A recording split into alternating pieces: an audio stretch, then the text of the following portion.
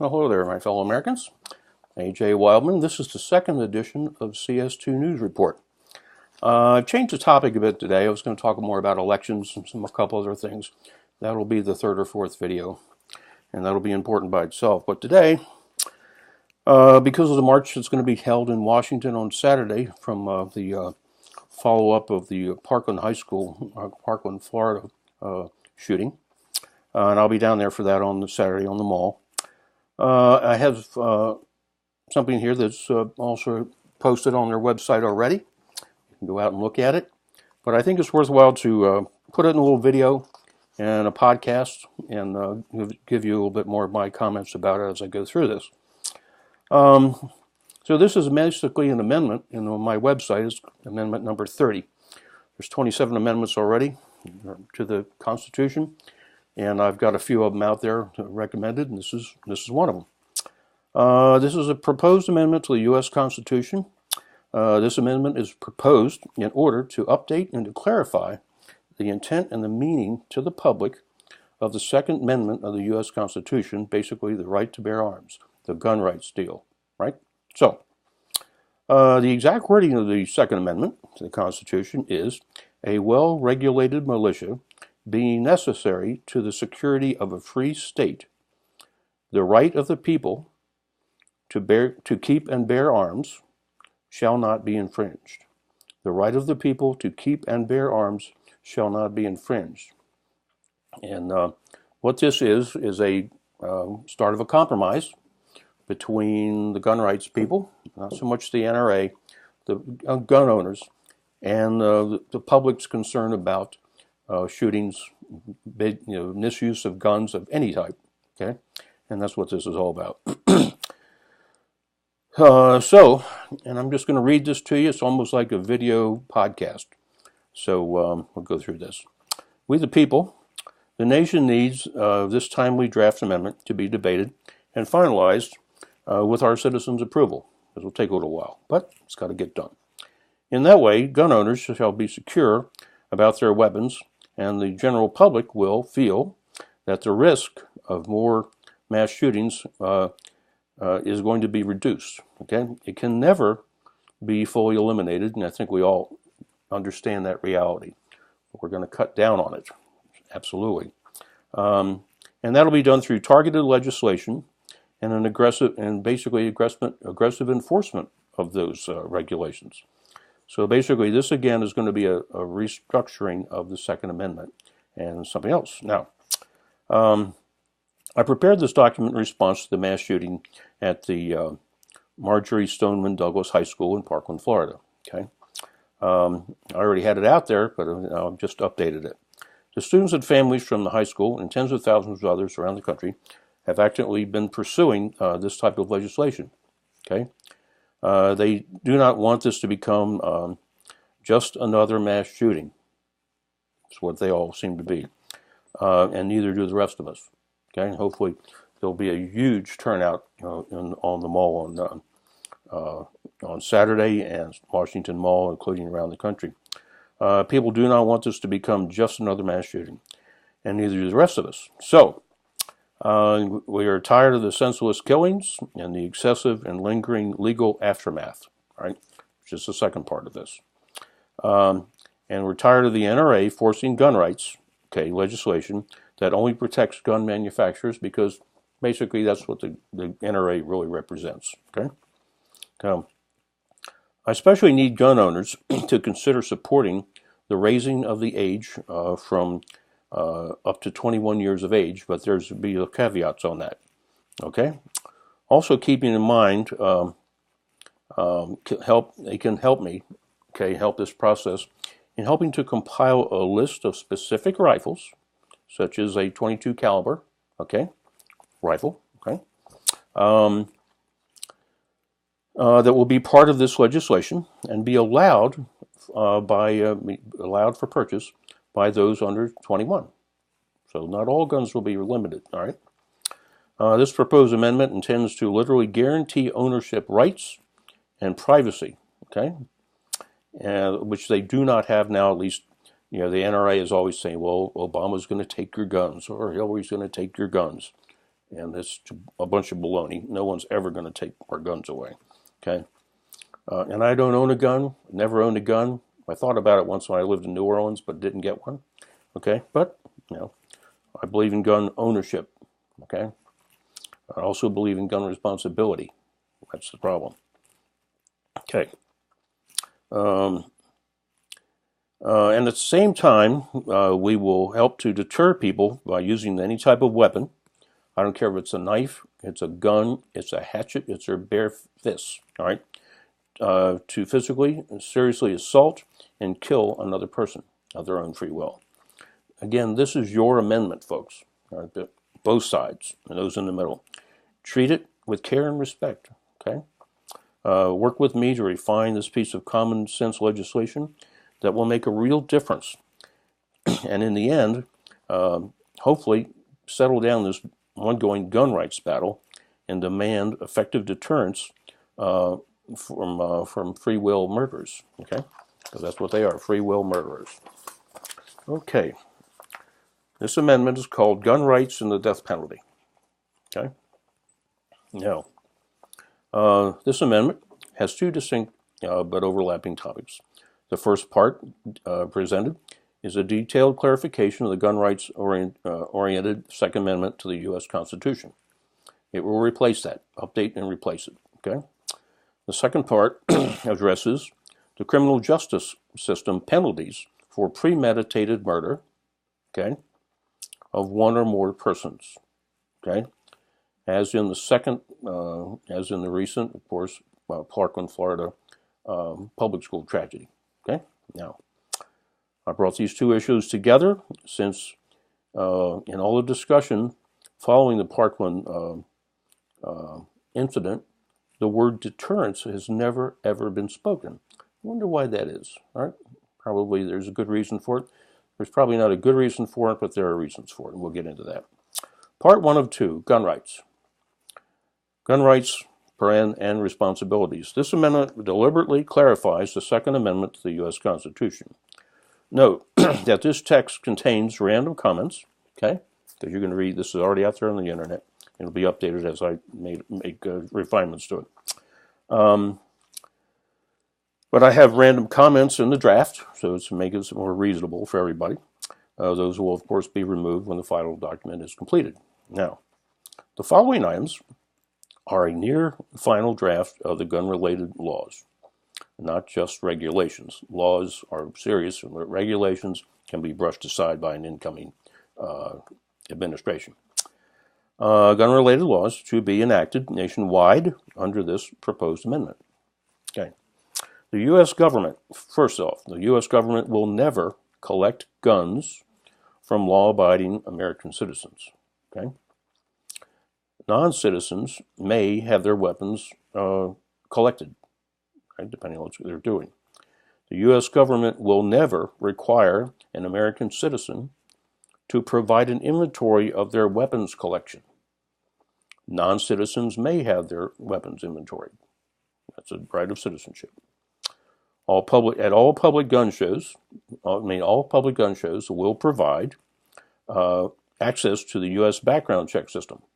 Okay, for sellers to utilize. Okay, if you want to sell something to somebody, you're going to make sure that they're not nuts. Okay, or on the hot list. All sales of gun shows must run the buyer successfully through the background check system, and there'll be no exceptions to that. Now, private sales, on the other hand, will not require a BCS verification of any type, or any type of documentation for the sale other than your standard bill of sale. And that's determined by the locality or the state. Reasonable? I think so. We'll need feedback on that. Okay. The legal age to purchase and or own weapons in the United States will be raised to 21 years of age. Okay. So hold the other side. Got the gun writers, owners have something. It says give and take. Okay. Some rifle exceptions are detailed in the next item here. All right. So the following weapons, primarily rifles, are permitted for purchase by 18 to 21-year-olds in accordance with local code and documentation requirements. Okay? Now, And all I really have on here right now is 22 caliber rifles. I've been talking to a couple of people, and we're going to come up with a list. All right, and then we'll go from there. Okay. Bump stops are illegal in the U.S. Okay, will be illegal in the U.S. Okay, and other such things to make things a non-automatic and automatic. Okay, and we'll add some other things to that as we go through this. All right, AR-15s, whatever. Okay, concealed carry laws to be determined. All right, this is a public discussion. If somebody has a carry license in one area, are they going to be able to go back and use it, take it to another state? That's something that has to be resolved nationally. Okay. Okay, and I need everybody to be reasonable in that concealed carry law. Okay, now that's pretty much it. This draft will be refined based on the public's input. Okay, we will continue to monitor the public support for these prudent and practical reforms. Please forward your positive suggestions and comments to gunrights@commonsense2nd.com. Same website as you see at the bottom there. Standard email format. gunrights@commonsense2nd.com. Send me your comments, all your hateful comments and things like that. Just tell them to your neighbors. I don't care. You're not going to pay any attention to them. So that's the gun rights part. Now, part 2 of 2, the death penalty. This is where the conversation will really get rowdy. You'll be surprised. The human tragedy at the Marjory Stoneman Douglas High School on Wednesday, February 14th, was sadly only the latest mass shooting, public shooting. 17 innocent lives were lost, and as many more were changed forever, okay, through injury. There has been a larger than normal public outcry over Parkland, primarily led by high school students from around that area. Their actions generated widespread support from students around the nation. The students conducted a well-coordinated nationwide walkout school day on Wednesday, March 14th, a very successful national event. So this is good organization. Okay, now let's talk about what really happens. Okay, we'll understand what I mean in a minute. With reference to Parkland, there would be far more than 30 trials. This talks about the court angle of things. Okay, 17, unfortunately, killed, 17 wounded. So there'll be at least 34 trials, and these trials will go on for years. All right, ridiculous. Okay, it will continue to drag families in and out of courts for years, of course, not allowing families to gain more closure after this terrible loss that they've had. Okay, now I'm not a lawyer, and neither are most of you. Okay, I do not know exactly how the court system works, although I got a pretty good idea. But it is safe to assume that the trials will go on for years, cost millions of dollars of taxpayers' money, and which could be better spent someplace else, frankly. It prolongs the grief of families, friends, and other victims.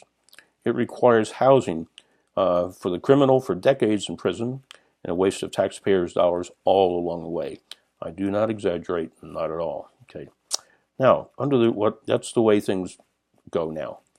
Now, I'm introducing something called the obvious guilt law. Okay. I wrote about this 10 years ago in my book, The Second Coming of Common Sense. So this is nothing new for me to be bringing out and trying to hype up in public. This is what we need. If a person commits a free will premeditated murder, they do this. When they walked into the business with a gun, let's say in this case, they did not plan on killing anybody during the robbery. No, they didn't. Okay. I don't think anybody does that, hopefully. However, when they left, one or more persons were dead on the floor, okay, from their free will decisions, okay? Things got out of hand and they shot people. The key issue is that in this category of crimes, there's always sufficient witnesses, video, etc., to certify that the accused factually committed the murder, okay? Hence, obvious guilt, okay? There is no question of guilt or concerns about the wrong person being convicted, which will help most of the liberal community get around this. Now, and I've been through this. I've been talking with people about this for 15 years at least, and at least 9 out of 10 people go, All things considered, that's fair, and that's what we all want, is fair. Okay, so that's how that works. Okay, and that again, in the case, this is in the case of Parkland, all right, case where there's numerous people, video, everything, so there's no question the person's guilty. The person is apprehended and charged with premeditated murder. The accused faces a single standard trial by jury, no matter the number of people involved. Okay, the person is convicted of first-degree murder on hard evidence. Okay, the person is sentenced under the obvious guilt law. Okay, there is no plea bargaining. There are no insanity pleas. Their sanity is not in question here. Okay, there are no appeals to be granted. Okay, this is why this has to be an amendment. Even if such a legal reform does require an amendment to the Constitution, which is what this is. Okay, the court reaches the only verdict possible: guilty by premeditated murder on hard and clear evidence, no question. The court will then have 48 hours to perform a final evidentiary review and verification. Subsequent to that, some 90 days later, the convicted criminal, man or woman, receives the prescribed sentence, the only prescribed sentence, which is death by lethal injection, period. In my experience, in literally thousands of one-on-one chats, 9 out of 10 people would vote for what I've just read to you, period. Okay, again. So it is time for we the voters, the workers, the taxpayers, to begin to simplify the judicial process in respect to specific crime areas. Now, then what do? Once this narrative gets adequate time and exposure, a great cry will go out from groups like the American Bar Association. They aren't going to like this at all. Okay.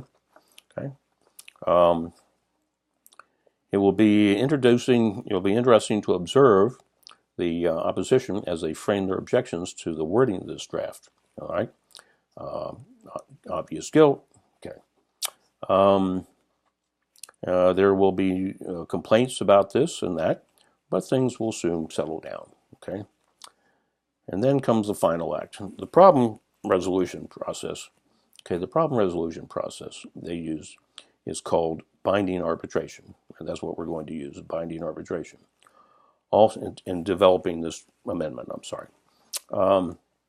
all sides will have their say, but the people, the citizens, the public safety will be served before all others. Okay, gun owners, NRA, ailing parents, whatever.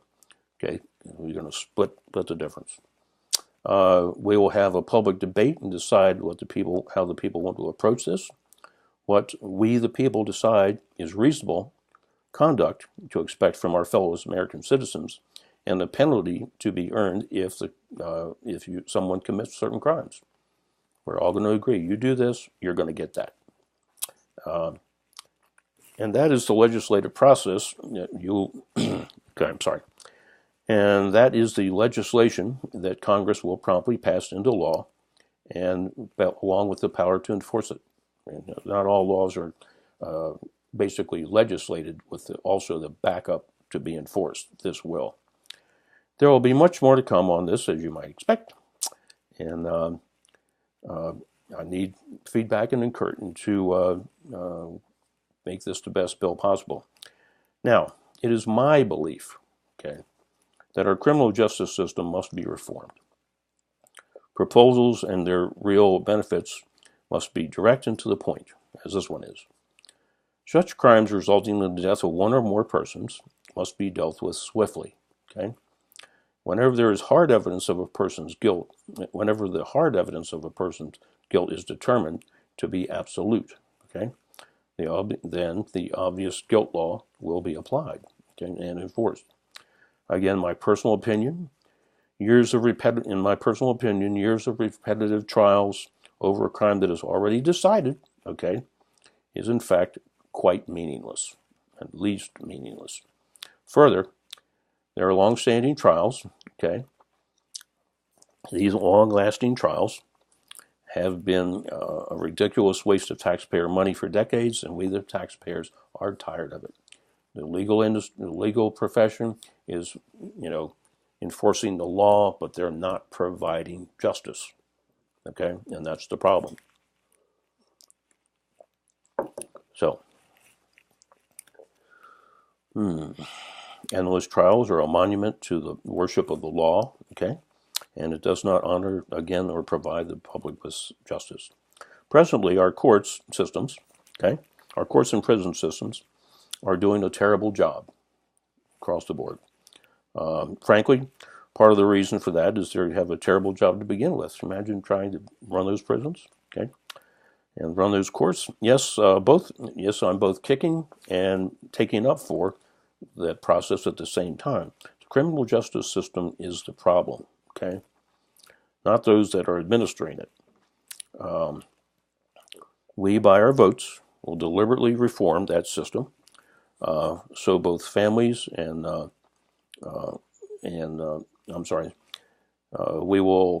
we, by our votes, will reform that system, both in fairness and operational costs. Almost done here. And in the end, we will implement the obvious guilt law.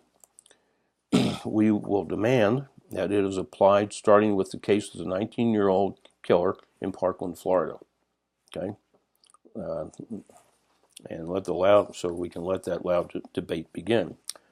One last point to be addressed, whether or not the one last thing to be addressed in this conversation is whether or not, when this law is implemented, which it should be, are we going to make it retroactive? That will be a very loud discussion. Retroactive in case where obvious guilt was there, and we just didn't follow the same path. That will be to that question. I have two of my own candidates.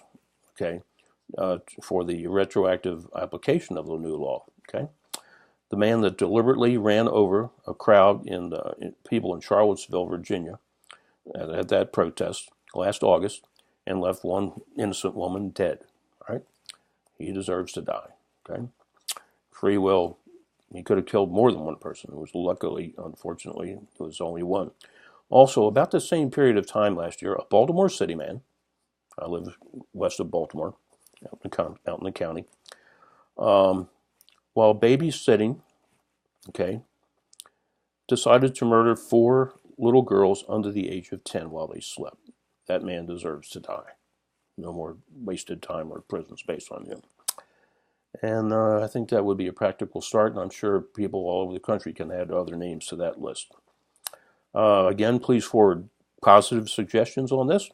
And on this one, I have a separate email address. It's called deathpenalty@commonsense2nd.com. Again, simply deathpenalty@commonsense2sd.com. That's the end of this amendment, and I hope you found that interesting. Please let your friends know about that it's out there. There's a copy of what I just read is out there already in a link. You can copy it, send it to people you know, and hopefully you'll like it. So thank you very much, and I'll see you in the next episode of the CS2 News Report. Thank you. Take care.